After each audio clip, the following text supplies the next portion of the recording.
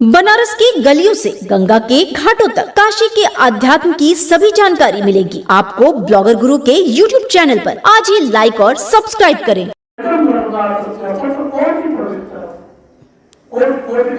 कोशिश करे पूर्ण नहीं होता भगवान का साक्षात सरस्वती भी वाचन करे वो भी पूर्ण नहीं कर सकती।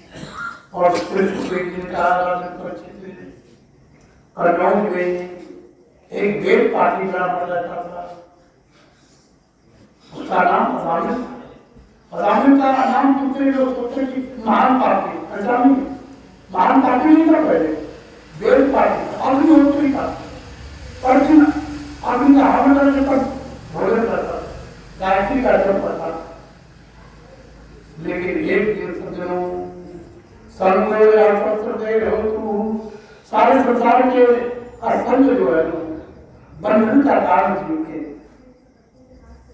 संसार खींच लेता है। एक लकड़ी लेने के जंगल गया, वहां एक वेश्या को ध्यान करते हुए देखा, मात्र देखा और वेश्या से प्रेम हो गया, प्रेम ही नहीं हो गया। इतना अग्निहोत्री ब्राह्मण हो वेश्या को घर ले आया, ब्राह्मण को नष्ट हो गया उसका, धीरे धीरे सारा घर भी नष्ट हो गया। जब घर नष्ट हो गया तो पाप कर्म करने लगा, चोरी करने लगा। गाँव में कुछ साधु आए, सायंकाल जहाँ आते थे अपने आते, सायंकाल का समय हो गया, बोले महाराज दूसरे बच्चों से कुछ खाने का स्थान है, तो साधु संत महात्मा पकड़ कर ब्राह्मण करते महाराज भोजन पानी की बात की रोटी महाराज कर मिलेगा, वही पंजाब करेंगे। पहुंचा दिया जाने के यहाँ अजामिल घर से था, चोरी करने के यहाँ पर, और उसकी पत्नी थी वो परम साथी होगी और अजामिल जो परम अयोध्या में नाम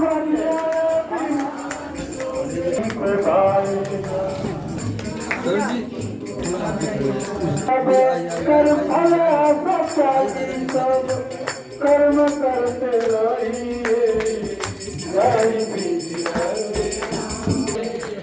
करी में वास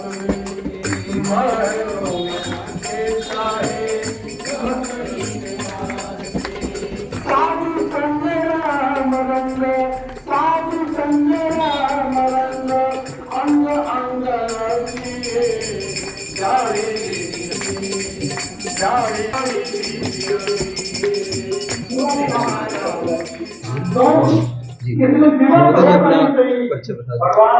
मैं doctor Omkarnath Dubey, DAV PG college वाणिज्य विभाग से प्रोफेसर होकर रिटायर हुआ, अवकाश प्राप्त कर लिया हूँ और अपने आवास पर ये मैं भागवत सप्ताह का आयोजन हमने किया है और आज उस कथा यात्रा का चौथा दिन है।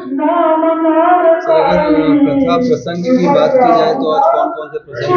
आज महाराज ध्रुव की कथा का वर्णन हुआ और अभी अजामिल के भी का वर्णन चल रहा है और इसके उपरांत आज भगवान कृष्ण का जन्मोत्सव भी होगा।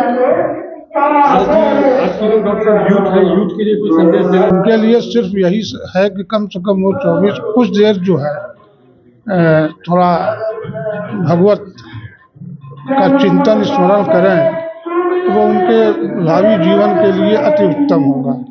सर, इस समय कॉन्वेंट कल्चर और गुरुकुल कल्चर के बीच एक बहुत छिड़ी हुई है, क्या कहना चाहते हैं? नहीं, देखिए इसमें सबसे बड़ी भूमिका तो पारिवारिक है, क्योंकि बच्चों का तो जो संस्कार का बीजारोपण है वो तो परिवार से होता है। पुष्पित पल्लवित विद्यालयों में होता है, अब वो कॉन्वेंट कल्चर में होते हुए भी बहुत सारे ऐसे एग्जाम्पल हैं कि जो पूर्ण सुसंस्कृत हैं, सुसज्जित हैं। मेरा लड़का कॉन्वेंट एजुकेटेड है, किंतु आज भी वो जापान में है और वहाँ भी वो जो है दोनों समय पूजा पाठ करता है, कोई उसको व्यसन नहीं है और उसका भी लड़का उसी तरह से है, छोटा है। तो ये पारिवारिक संस्कार की इसमें महती भूमिका होती है। कॉन्वेंट कुछ नहीं कर सकता यदि परिवार का संस्कार मजबूत है तो। सर, वर्तमान में राजनीति में कहीं ना कहीं धर्म को आडंबर और दिखावा बताया जाता है, हाँ, देखिए उसमें एक बात तो ये है कि धर्म का कुछ सहारा लिया जा रहा है, किंतु उसका दूसरा पहलू ये है कि कम से कम उसके कारण धर्म में माने काफ़ी जागरूकता युवाओं में आया है।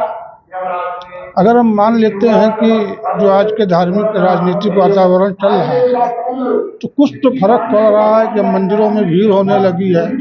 बहुत सारे बच्चे हैं जो कि अब थोड़ा सा भजन पसंद करने लगे हैं, भगवान को जानने लगे हैं, क्योंकि ये कॉन्वेंट कल्चर सन 70, 80, 90 तक तो बिल्कुल हमारे युवाओं को दिग्भ्रमित कर दिया था, किंतु पिछले 10 वर्षों से ये इतना तो फर्क पड़ गया है कि अब लोग भगवान राम, कृष्ण, इनका इतिहास जानने लगे हैं, इनके बारे में स्मरण करने लगे हैं, चिंतन करने लगे हैं, बात करने लगे हैं। ये उस धार्मिक राजनीतिक का प्रभाव है। तो धर्म की राजनीति एक सीमा तक ठीक है, किंतु भाई उसका अपना अलग ही है भाई राजनीति, किंतु हम समझते हैं उसका सकारात्मक है। सर, वर्तमान की सरकार संस्कृत को बढ़ावा सरकार का बहुत उत्तम कार्य है। अभी सरकार और हम तो चाहते हैं कि पुरानी गुरुकुल परंपरा का मॉडर्न रूप शुरू किया जाए, जहां हम एक हाथ में धर्म की शिक्षा ग्रहण करें और दूसरे में विज्ञान।